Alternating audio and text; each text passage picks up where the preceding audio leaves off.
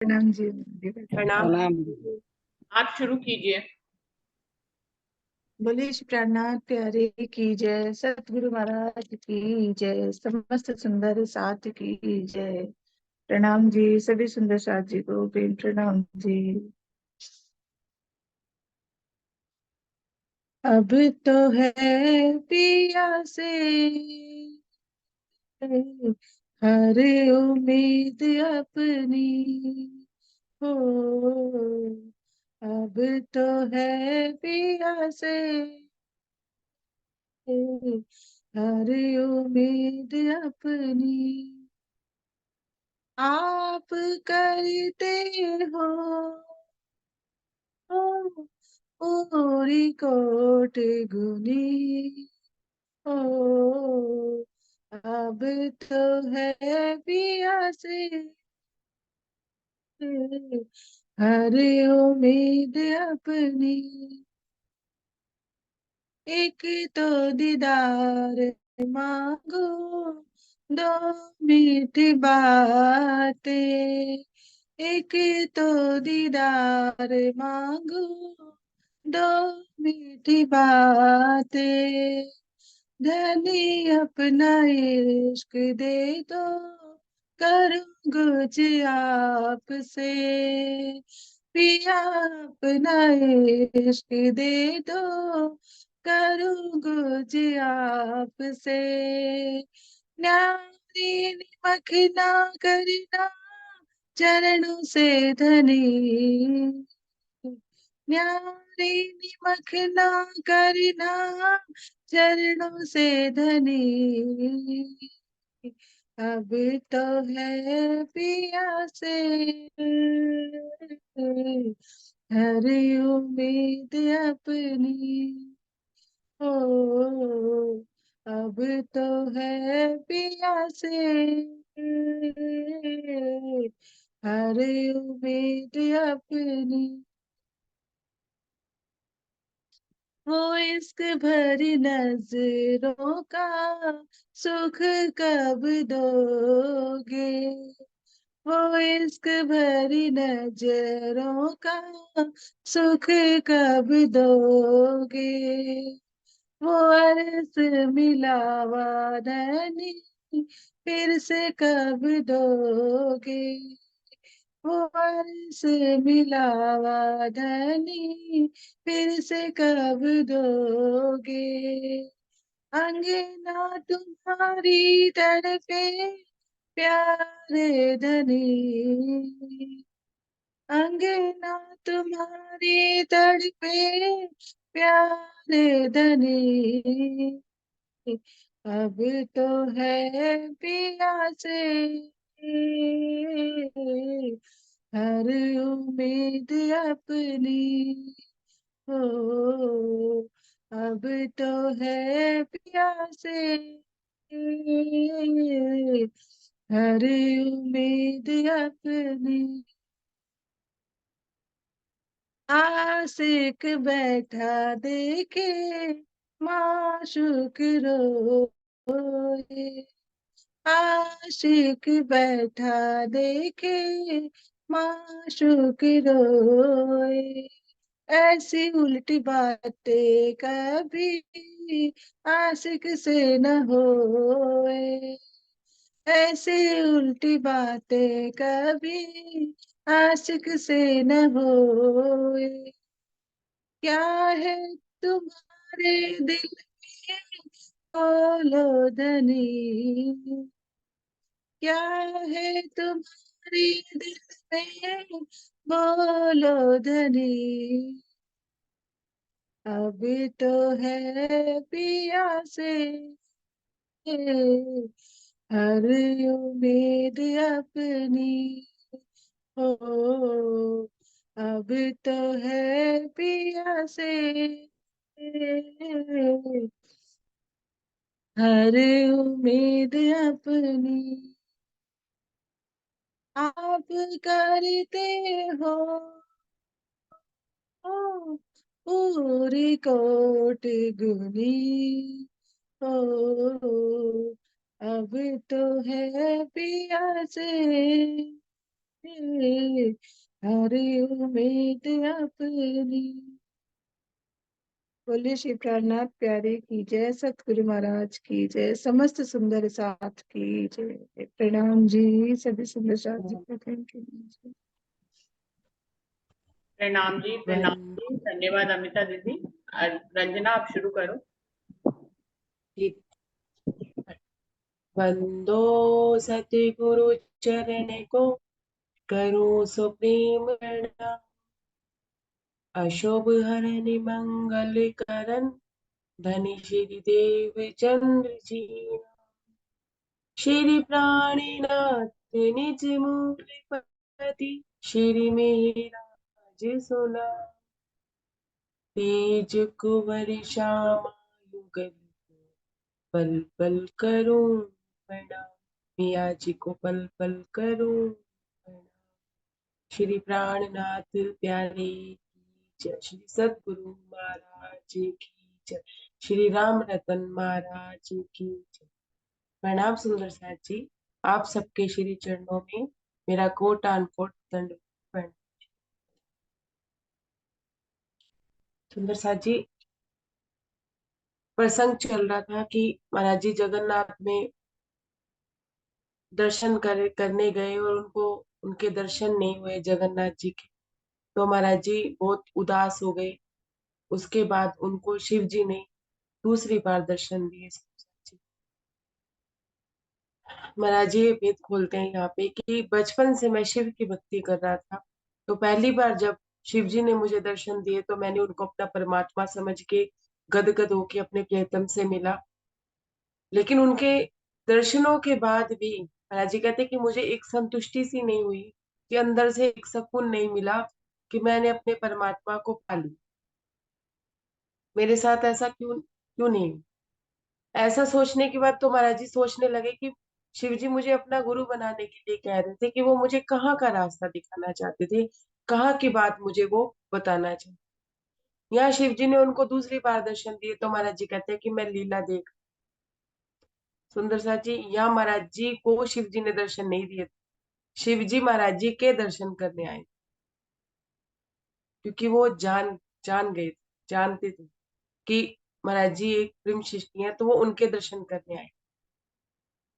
तो वो खुद प्रसादी महाराज जी को देना चाहते थे, इसलिए उन्होंने, दिव्य पुरुष ने उनसे बोला कि प्रसादी ले लो। महाराज जी कहते हैं कि मैंने उसी दिन ही नियम बनाया था, 5 फल, 5 दिन के बाद फल खाने का।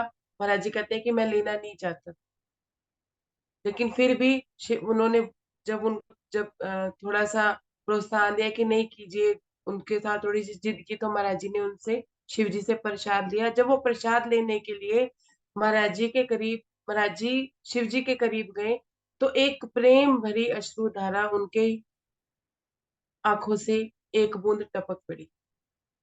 उसी प्रसाद, जैसे उन्होंने प्रसाद खाया, या उन आंखों से शिव जी महाराज जी के अंदर प्रवेश कर गए, महाराज जी के अंदर एक पावर सी चली गई। सुंदर सा जी, इसके बाद महाराज जी को शिव जी का कभी दर्शन नहीं हुआ। दिव्य पुरुष ने उनसे बोला कि आप 1 महीना यहाँ रुकिए, आप 1 महीना यहाँ रुकेंगे तो कुछ ना कुछ आपको सदगुरु की प्राप्ति होगी, या कोई ना कोई आपको रास्ता मिलेगा। मैक्सिमम 1 महीने के बाद दिव्य पुरुष गई तो महाराज जी वहां रुके। महाराज जी वहां कोई मठ में चले गए, या एक धर्मशाला में गए जहाँ पे साधु संत रहते थे। महाराज जी में एक कोने में जाके अपना आसन बिछा लिया, तो वहां एक महात्मा जी ने आके महाराज जी को बोला कि आपने मुझे प्रणाम नहीं किया।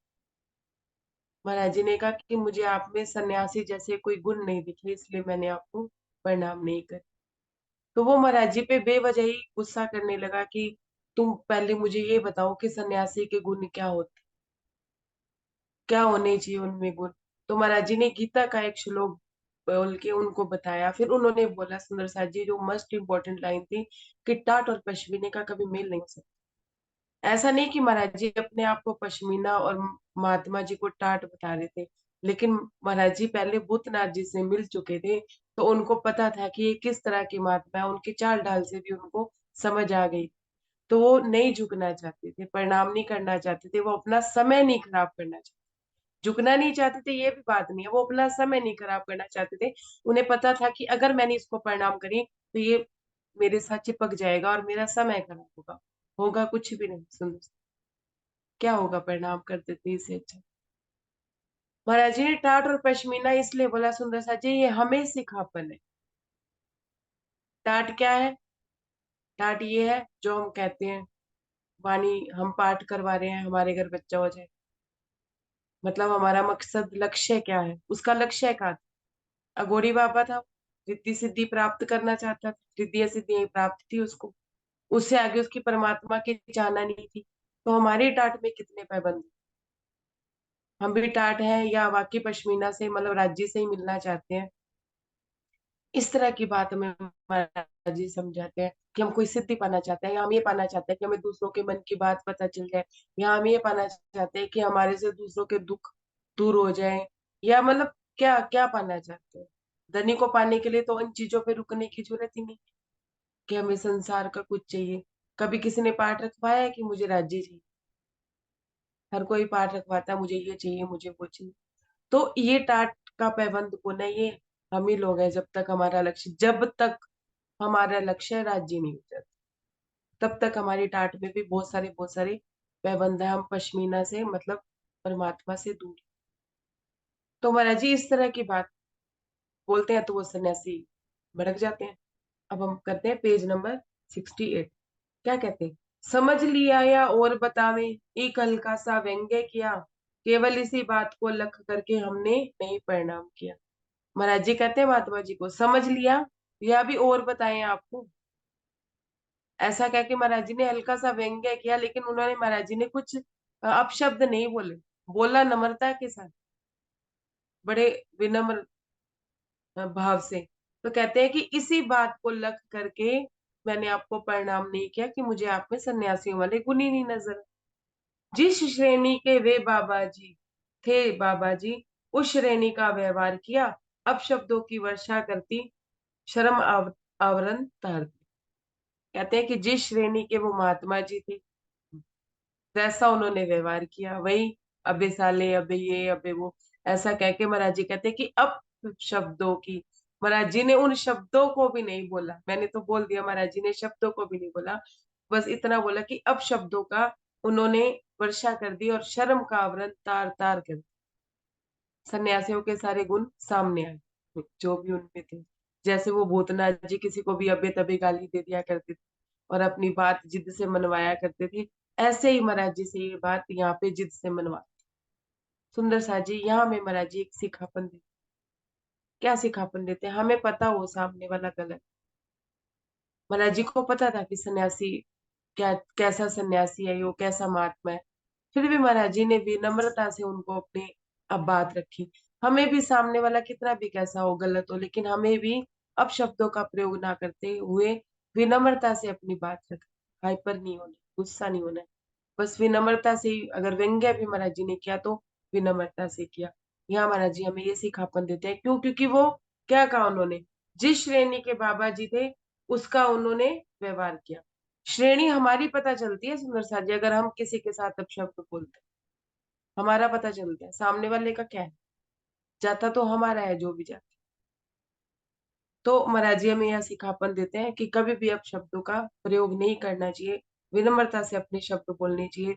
सामने वाला कितना भी हाइपर हो रहा हो, हमें हाइपर नहीं, ज्यादा गुस्सा नहीं होना चाहिए। क्या कहते हैं? रुष्ट हुए हमसे एकदम, बोले बस अब वो रहना होशियार, मंगल का दिन आने दो बतलाएंगे रहना। कहते हैं महाराज जी कि वो महात्मा जी रुष्ट हुए, हमसे बहुत नाराज हुए और हमसे क्या कहते हैं, बस होशियार रहना, बहुत हो गया, तुमने बहुत बोल लिया, मंगल का दिन आने दो फिर हम आपको बता। ऐसा बोलते हैं ना, तो महाराज जी क्या कहते हैं, हमने करी प्रार्थना उनसे, सभी ही है तुम में समर्थ, मंगल तक की बाट महात्मा जी क्यों देख रहे हो व्यर्थ। महाराज जी कहते हैं मैंने विनम्र प्रार्थना करी उनसे, भैया आप तो समर्थवान है, आप में तो समर्थ है, आप मंगलवार की बाट ही क्यों देख रहे हैं, व्यर्थ समय गवा रहे हैं। सुंदर सा जी आगे ना वही भूतनाथ महात्मा जी वाली बात, मुर्दे को देख के क्या बोला था उन्होंने, मंगलवार को आके मिलना साले। मैं बताऊंगा तुझसे।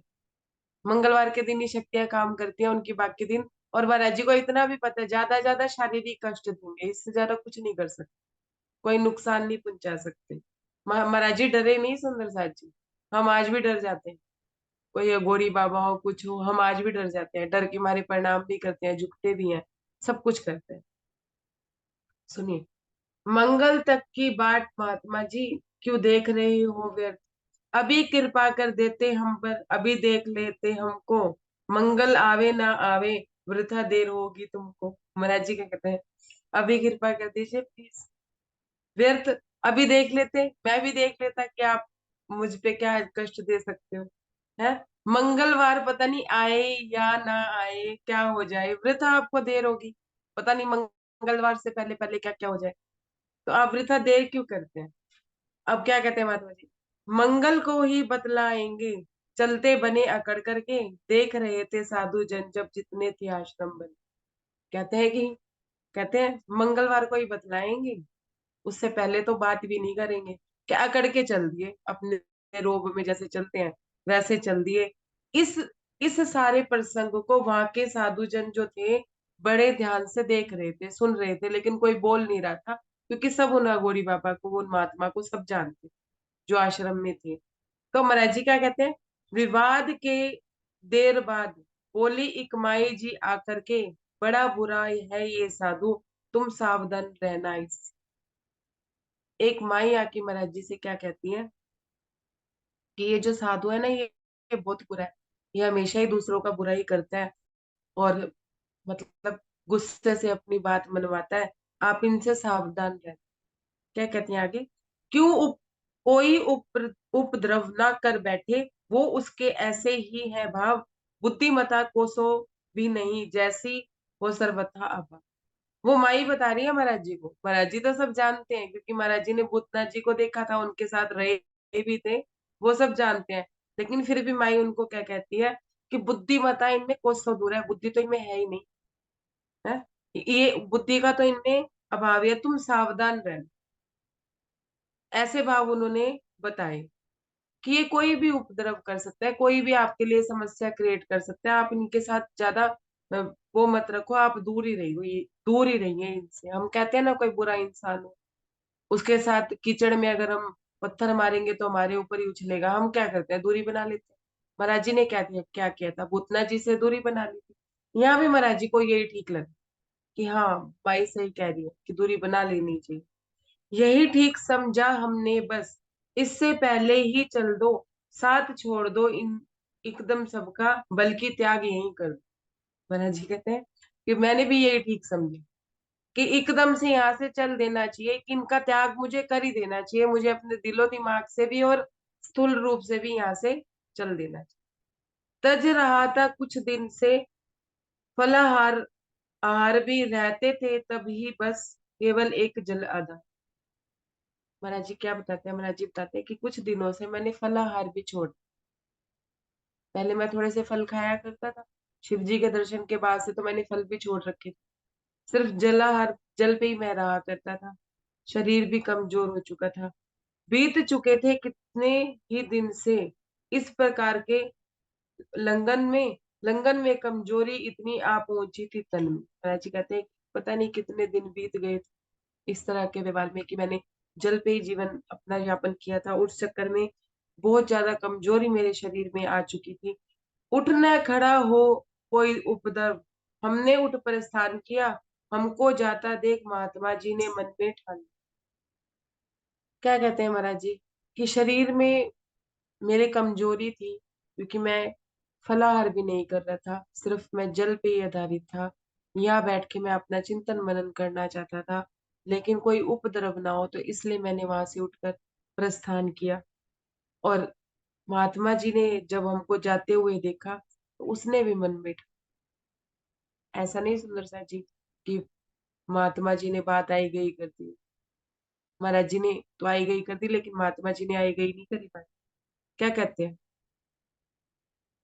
उठ न खड़ा होकर भी हो कोई उपद्रव, हमने उठ प्रस्थान किया, हमको जाते देख महात्मा जी ने मन में ठान ली, साथ साथ चल दिए हमारे अपने पूरे साथ सहित।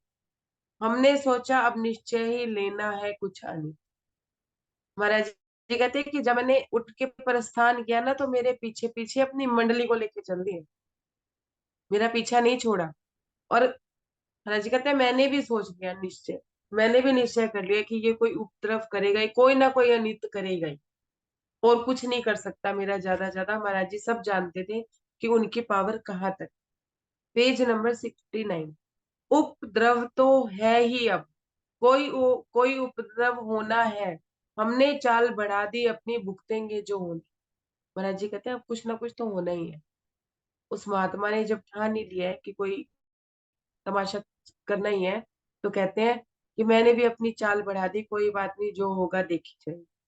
जो बोया है काटेंगे अब तो, डरना ही है अब काहे का, पर जितना बच सकते हैं बच लो, यदि सर आन पड़े। महाराज जी कहते हैं कि जो बोया है वो काटेंगे, अच्छी भली प्रणाम करके पीछे छुड़ा लेना। अब जब नहीं करी प्रणाम, और वो आफत में मैंने इसलिए प्रणाम नहीं करी थी कि वो मुझसे ना चिपके, ना प्रणाम करके भी वो मुझसे चिपकी, समय खराब करने ही लग गया। तो महाराज जी कहते हैं मैंने कहा जितना बच सकते हैं बच लेते हैं, बाकी जितना उपद्रव करेगा देखी जाएगी, जो होगा देखी जाएगी। हमने निज आहार तज के मरना ठान लिया ही था, जब मरने पर उतर आए तो फिर आगे का भय ही क्या था। महाराज जी कहते हैं मैंने भी अपना आहार छोड़ रखा, खाना पीना मैं खाता नहीं था। मैंने भी तो मरना ठान ही रखा था अपने आप में कि या तो मैं मरूंगा या मेरा परमात्मा को पाऊंगा। कि क्या हो गया अगर ये मारने पे उतर आ गया, मारेगा ही ज्यादा से ज्यादा, इससे ज्यादा तो कुछ कर ही नहीं सकता। सुंदर साहब जी क्या बिगाड़ेगा वो महाराज जी का, ना महाराज जी के पास कोई वस्त्र थे, ना पैसे थे, ना कुछ था। ज्यादा ज्यादा तनी को नुकसान पहुंचा सकता था, मृत्यु ही दे सकता था। महाराज जी कहते हैं इससे क्या बेहतर। 8 रोज के भूखे थे हम, केवल जल ही आधार था, जाने किस कोने से शक्ति उदय हुई इक्का पार। महाराज जी कहते हैं 8 रोज के भूखे, जल पे चल रहे, जाने पता नहीं किस कोने से एक शक्ति उभर के तन में आ गई। कौन सी शक्ति आ गई पता ही नहीं चला।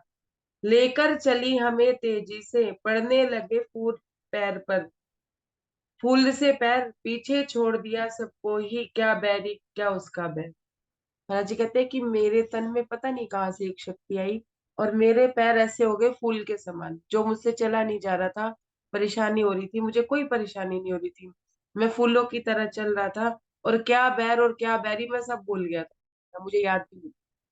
सुंदर साहब जी यहाँ महाराज जी पे हमें एक सिखापन देते हैं। क्या सिखापन देते हैं महाराज जी कहते हैं कि जैसे मैंने उस महात्मा जी के बारे में सोचा कि ज्यादा मेरा क्या बिगाड़, बहुत ज्यादा मुझे मृत्यु दे देगा, मुझे श्राप दे देगा। सुंदर सा जी ऐसे ही माया में कोई समस्या आती है ना, कोई प्रॉब्लम आती है, तो हम डर जाते हैं या घबरा जाते हैं या भयभीत हो जाते हैं, टेंशन डिप्रेशन होता है। तो महाराज जी कहते हैं चिंतन करिए, चिंता मत करिए, चिंतन करिए कि ज्यादा से ज्यादा बुरा क्या हो जाए, क्या बुरा कर लेगी माया हमारा, क्या बिगाड़ देगी। कोई वस्तु छीन लेगी, कोई व्यक्ति छीन लेगी, कोई परिस्थिति छीन लेगी, इससे ज्यादा तो कुछ नहीं बिगाड़ सकती। और ज्यादा ज्यादा क्या होगा, मृत्यु आ जाएगी। अगर मर के भी, मरने के बाद ही राज्य से मिलना है और राज्य का मिलन मरने के बाद ही होना है तो भी ठीक है, और अगर इस जन्म में प्राप्ति नहीं है तो अगला जन्म भी ठीक। तो महाराज जी कहते हैं कि चिंतन करना चाहिए, चिंता नहीं करनी चाहिए कि ज्यादा माया क्या बिगाड़ लेगी। यहाँ पे महाराज जी की माया क्या बिगाड़ लेगी, ये माया ही तो है जो उनके पीछे लग गई। महाराज जी नहीं चाहते थे फिर भी लग गई है पीछे। अब क्या कहते हैं कि मेरे शरीर में एक तेजी आई और मैंने उनका उनको बहुत पीछे छोड़ दिया। कितनी यात्रा की सुंदर साथ जी महाराज जी ने सिर्फ पानी के दम, क्या कहते हैं 35 मील, 35, 35 को 35 कहते हैं इंग्लिश। 35 मील यात्रा उस दिन जल के बल पर कर डाली, जल की थैली भर लेते अन्न की खाली की खाली। महाराज जी कहते हैं कि 35 मील में चला और सिर्फ पानी, पानी की थैली भर लेते थे, लेकिन अन्न की खाली कुछ नहीं मिला अन्न के नाम पे। अब अपनी स्थूल की वो स्थूल का वर्णन कर रहे हैं कि मेरा स्थूल कैसा हो गया। पेट पीठ तक जा पहुंची थी, आंखें ध्वस्त हुई अंदर, गाल धसे मुंह के अंदर और कमान सी बनी कमर। महाराज जी कहते हैं पेट और पीठ में फर्क नहीं, एकदम से पेट अंदर धस चुका था, आंखें अंदर की तरह धसी हुई थी, मतलब एक कंकाल की तरह उनका शरीर हो चुका था। कहते हैं कि गाल भी अंदर धसे हुए थे, मुंह भी अंदर था, कुछ मतलब कुछ नहीं, हड्डियां हड्डियां दिखती थी। महाराज जी कहते हैं ऐसे गर्दन भी, मतलब कमर भी ऐसी हो गई थी जैसे कमान की तरह नहीं हो जाती, कमान ऐसे होता है तिरछा, ऐसे महाराज जी कहते हैं कि कमान की तरह मेरी कमर भी हो गई, इतना मतलब दुबले पतले हो गए। बांध लिया करते अपनी गठरी हम अपने हाथों, किस खिटप से लिए सहारा धरा रहा करती रातों। सुंदर सा है। महाराज जी क्या कह रहे हैं, बांध लिया करते थे अपनी गठरी अपने हाथों। कौन सी गठरी, कौन सी गठरी, कोई वो नहीं कि उन्होंने कोई गठरी अपने साथ ले रखी थी, वो नहीं। महाराज जी कहते थे अपने शरीर के इस गठरी को खुद ही हाथों से बांध लिया, मतलब कि घुटनों में सर दे के ऐसे छोटे से होके बैठ जाया करते, अपनी गठरी को इस तरह से। महाराज जी कह रहे हैं और खिटप से लिए सहारा, मतलब किसी चीज से सहारा लेके महाराज जी अपनी रातें वैसे ही बिता दिया करते कि महाराज जी से अपने सहारे पे बैठा भी नहीं, किसी ना किसी सहारे, किसी ना किसी दीवार का सहारा, किसी ना किसी पेड़ का सहारा वो ले लिया। इस तरह की उनकी अवस्था, इस तरह का उनका शरीर। हम खाते पीते भी कमर में दर्द है, पैर में दर्द है, हाथ में दर्द है, हमारा ये ध्यान है। क्या महाराज जी को दर्द नहीं होता होगा सुंदर साहब जी? महाराज जी को थकावट नहीं होती होगी, पर वो धनी प्रेम में थी, वो राजी प्रेम में थी, तो उनको कुछ पता नहीं चलता। उनका लक्ष्य शरीर का दर्द नहीं था, उनका लक्ष्य राज्य थे। सुंदर साहब जी, हमारा लक्ष्य अभी शरीर को संवारना, सजाना संवारना, अभी हमारा लक्ष्य यही है। अभी हम इसी पे लगे हैं, ये खा ले ये विटामिन मिल जाएगा, ये खा ले ये प्रोटीन मिल जाएगी, ये कर ले इसकी कमी है उसकी कमी है। सुंदर साथ जी, धनी प्रेम की कमी है, उस विटामिन की कमी, और कोई कमी नहीं, उस प्रोटीन की कमी। जिस दिन वो स्वाद लग गया, उस दिन तन का स्वाद भी छूट जाए। और सुंदर साथ जी, मैंने सबकी बीतकों को जैसे थोड़ा बहुत मंथन किया, जितनी मेरी बुद्धि है, इतनी बड़ी बुद्धि नहीं है, तो धनी देवचंद्र जी को भी अपने तन का मोह छोड़ना पड़ा। जब उनको बुखार हुआ फिर भी वो भागवत में गए। इंद्रावती जी ने भी अपने तन का मोह छोड़ा, कहते हैं कि मैं तो अपना दे चुकी, तुम ही राख्या जी। रतनबाई जी ने भी अपने तन को छोड़ा, तो कहीं जाके उन्होंने कुछ पाया। और हम यहाँ तो अभी रिश्ते नातों में ही फंसे हैं। अभी हमारा अटकाव अपने रिश्ते नातों में ही है, अपनी नौकरियों में ही है, अपने इन चीजों में। हमारा लक्ष्य अभी पूरी तरह से राजी बने ही नहीं। ज्ञान है नहीं तो, इतना ज्ञान होने के बाद, मैं अपनी भी बात कर रही हूँ, इतना ज्ञान होने के बाद, इतना सब कुछ होने के बाद भी हमें राज्य नहीं मिल रहे। यहाँ तो महाराज जी को कुछ पता ही नहीं है राज्य के बारे में। कोई ज्ञानवर्धक ज्ञानी सुंदर साथ भी नहीं मिला है, कोई सुंदर साथ किसी भी तरह की कोई बात, कोई शब्द, कोई पॉइंट उनको मिला ही नहीं है, फिर भी वो परमात्मा की राज्य की प्राप्ति के लिए चल रहे हैं। नहीं तो अगर परमात्मा की प्राप्ति करनी होती ऐसे ही 14 लोग ब्रह्मांड के देवी देवताओं की, तो महादेव जी ने उनको दर्शन दिए थे, तो उनको संतुष्टि हो गई होती। दर्शा जी, तो अभी हम कहाँ फंसे हुए हैं देखिए, अपने अपने अटकाव देखिए, खाने में अटके हुए हैं, या कपड़ों में अटके हुए हैं, या अभी रिश्ते नातों में अटके हैं, अपनी बेटी में, अपने बेटे में, कि इसकी शादी हो जाए, इसका बिजनेस सेट हो जाए, बच्चे सेट हो गए, अब ये राज्य में लग जाए। अरे भाई कहाँ अटकाव है? हमें राज्य ने अपने आप संभाला है, तो उनको हम संभालेंगे या राज्य संभालेंगे? क्या भरोसा, जब तक उम्मीद किसी और से है, जब तक तिनके का जो सहारा है वो संसार में से कोई है, जब तक तिनके का सहारा भी धनी नहीं है, तब तक धनी की खुशबू भी नहीं आई। अब देखिए, चिंतन कीजिए, चितवनी वो जरूरी है, तो चितवनी ये भी जरूरी है कि हम अटक कहाँ रहे हैं, हमारा अटकाव कहाँ चले जा रहा है, कि हम चितवन में बैठते हैं, धनी से ना मिलके हम उन रिश्तों से मिलते हैं, उन परिस्थितियों से मिलते हैं, कहाँ अटकाव। सुंदर सा जी, महाराज जी यहाँ हमें सिखापन देते हैं कि महाराज जी का अटकाव अपने लक्ष्य में था, राज्य में था, तो वो अपने तन में भी नहीं है। दर्द हो रही है, कुछ हो रही है, बैठा नहीं जा रहा है, फिर भी वो एक पेड़ का सहारा ले लेते हैं या किसी दीवार का सहारा ले लेते हैं, लेकिन अपनी यात्राएं बंद नहीं करते कि नहीं मुझे पाना है, मुझे कुछ करना है। क्यों? क्योंकि उन्होंने तृप्ति बालाजी जाने का विचार किया हुआ है। ये वल्टियर में महाराज जी पहुंचे हैं। तृप्ति बाला में जी सॉरी, हिमालय पर्वत में शिव जी ने जब उनको 1 महीना रुकने के लिए कहा था, तो महात्मा जी ने आके उनको वहां से उठाया और तृप्ति बालाजी जाने की सलाह दी और उनके मन में भाव जगाए। तो महाराज जी ने कहा चलो यही परमात्मा की इच्छा है कि मुझे वो बालाजी भेज रहे हैं, तृप्ति बालाजी, तो कई रीजन हो। ये रास्ते का वर्णन महाराज जी कर रहे हैं। महाराज जी क्या कहते हैं आगे? धूप लगा करती थी जब खुलती, वरना पड़ी हुई थी, पड़ी है बंधी हुई, नींद न आती हमें, नाम की रहती थी बगी हुई। महाराज जी कहते हैं कि जब मेरे पे धूप पड़ा करती थी तब मेरी आंखें खुला करती, और वरना मेरी आंखें बंदी ही रहती थी। अब क्या कह रहे हैं? हम क्या सोचे कि महाराज जी नींद में होते थे? नहीं, महाराज जी क्या कहते हैं, नींद नहीं आती थी हमें, नाम की भी नींद नहीं आती।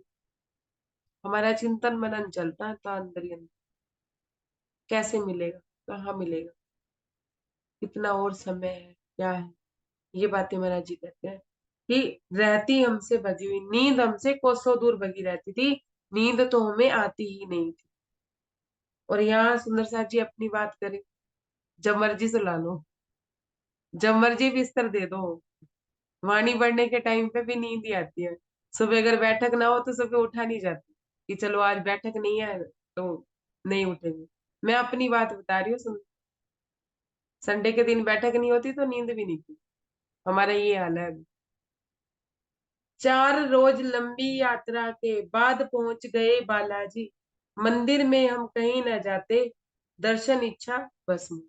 महाराज जी कहते हैं 4 रोज, अभी मंगलवार का दिन अभी बाकी है सुंदर साहब जी, पर महाराज जी अपनी यात्रा कर रहे हैं, बैरी और बैर को पीछे छोड़ आए हैं, अपने साथ लेके नहीं आए हैं, भूल गए हैं, उनको याद भी नहीं है कि मंगलवार की भी कोई किसी ने धमकी दी है। और हम होते ना वहीं पड़े रहते और चिंता करते रहते, पहले तो मंगलवार बीतनी पड़ जाए, लक्ष्य हमारा मंगलवार हो जाता कि ये मंगलवार को क्या करेगा वो देख ले, फिर उसके बाद आगे बढ़ेंगे। होता है ना सुंदर साहब जी, पहले ये कर लें, पहले बच्चों की शादियां कर लें तो राज्य में लगेंगे, बच्चों के भी घर पोते धोते हो जाए, इनकी गृहस्थी बच जाए तो राज्य में लगेंगे, ये अपना घर संभाल ले तो राज्य में लगेंगे। बचपन से लेकर अब तक यही करते आ रहे, यही चल रहा है हम सब। फिर क्या कहते हैं कि दर्शन इच्छा तो भस्म ही थी, मंदिर में तो कहीं जाती ही नहीं थी। सुंदर साथ जी, महाराज जी को जगन्नाथ जी के दर्शन क्यों नहीं हुए? वो भी महाराज जी खुलासा करते हैं कि वैसे तो ये सारी बातें महाराज जी को तब ध्यान में आती हैं जब उनको राज्य के दर्शन हो जाते हैं कि हाँ, अभी जब वो अपने पीछे की बीतक देखता है कि मेरे साथ ऐसा ऐसा क्यों हुआ। महाराज जी कहते हैं मेरे मन में भाव ये था कि जगन्नाथ जाएंगे, वहां दर्शन करेंगे और उन्हीं के साथ ही चिपक जाएंगे, मतलब वहीं रह के उनकी सेवा पूजा करेंगे और उनसे कुछ पाएंगे। महाराज जी को राज्य भी चिपकाना नहीं चाहती थी जगन्नाथ जी के साथ, कि अगर वहीं रह जाते तो आगे की यात्रा कैसे करते, तो इसलिए उनको आगे आगे का रास्ता भी देते रहे। और सब यहाँ महाराज जी के मन में क्या आया कि मंदिर तो वो जाते नहीं थे, दर्शन इच्छा तो उनकी थी नहीं। क्या कहते हैं, रात कटी बालाजी प्रातः, प्रातः से प्रस्थान किया, पाप नाशनी जा पहुंचे, गंगा तट पर विश्राम किया। महाराज जी कहते हैं तृप्ति बालाजी धाम के लिए हमने प्रस्थान किया, पाप नाशनी एक वहां पे नदी थी, गंगा तट था, तो वहां पे महाराज जी कहते हैं हमने विश्राम। नगन अंग थे वस्त्रहीन, कपड़े का नाम निशान नहीं, बस्ती में जाने के लायक इस कारणवश रही नहीं। महाराज जी कहते हैं कि नगन था मैं, वस्त्रहीन था, वस्त्र मैंने पहने नहीं हुए थे, एक लंगोटी पहनी हुई थी, कपड़ों के नाम कोई नामो निशानी नहीं था मेरे तन पे, और इसलिए ना मैं बस्ती में जाने लायक नहीं था। अपने आप को कह रहे हैं कि मैं बस्ती में जाने लायक नहीं था, अगर बस्ती में जाता तो लोग कहते कि नंगा व्यक्ति आ गया। तो महाराज जी क्या कहते हैं, इस कारणवश मैं वही रुक गया, कहाँ पे, नदी के किनारे। जिस हालत में वह रखे उसमें ही रहना ठीक लगा, भाग्य बेचारे को बहुतेरा, देखा हमने नहीं जगा। सुंदर साहब जी, मोस्ट इम्पोर्टेंट लाइन है। महाराज जी कहते हैं हम होते तो हम क्या सोचते कि चलो किसी से कपड़े ले लेते हैं या कोई कपड़ा पहन लेते हैं, अपने आप को इस लायक बना लेते हैं कि हम बस्ती में चले जाएं। महाराज जी कहते हैं कि नहीं, जिस हाल में वो रखे उस हाल में ही रहना ठीक है, जैसे उसकी मर्जी, जैसी उसकी रजा। क्या कहते हैं, भाग्य को बिथेरा, देखा हमने जगह जगह। कहते हैं कि मैंने अपने भाग्य को बिथेरा जगह के देखा, मैंने अपने भाग्य को खूब अंदर से देखा, अपने चिंतन मनन से देखा कि दूर दूर तक मेरे पास, मेरे भाग्य में कुछ नहीं था। बहुत जगाया मैंने अपने भाग्य को कि मुझे जो चाहिए वो मुझे मिल जाए। उनका लक्ष्य कपड़े खाना घूमना नहीं था, उनका लक्ष्य राज्य को पाना।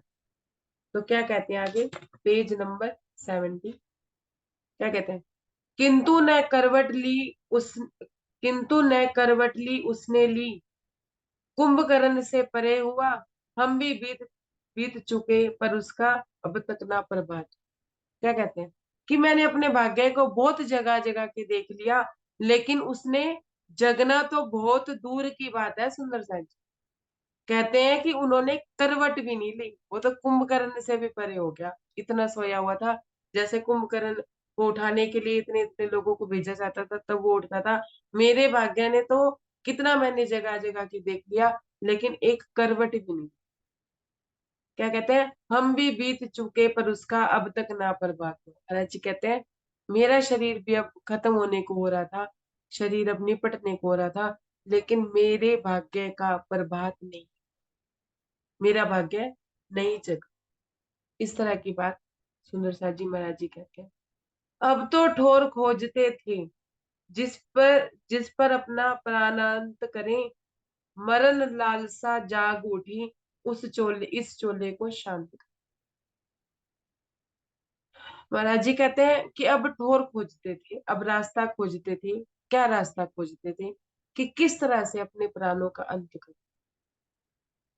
कैसे मैं अपने इस चोले को शांत करूं। कहते हैं कि मरण लालसा जाग, अपने आप को खत्म करने की लालसा जाग उठी थी, और मैं इस चोले को शांत करना चाहता था कि अगर इस जन्म में परमात्मा ने मिलना ही नहीं है या इस जगह में प्राप्ति लिखी नहीं है, तो इस चोले को शांत कर देना चाहिए। नहीं रहेंगे अब इस जग में जहां ना परमात्मा का आभास, जहां रहते हो परमात्मा किसका करे मिलन आभास।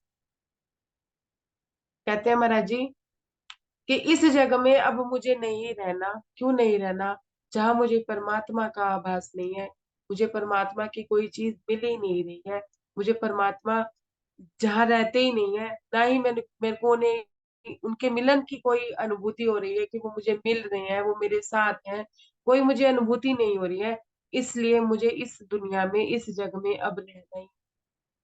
देव दानवों की दुनिया है, किसका यहाँ सहारा ले, किसे सौंप दे अपने को सर्वोच्च समर्पण किसे कर। सुंदर साहब जी क्या कहते हैं कि देव और दानवों की दुनिया, देव दानवों कि कोई देवता बन के बैठा है और कोई दानव बन के बैठा है। ये समझ लीजिए कि कोई अमीर बन के बैठा है, कोई गरीब बन के बैठा है। जो अमीर है वो देवता बन के बैठे हैं कि हाँ हम सबको, सबका लाभ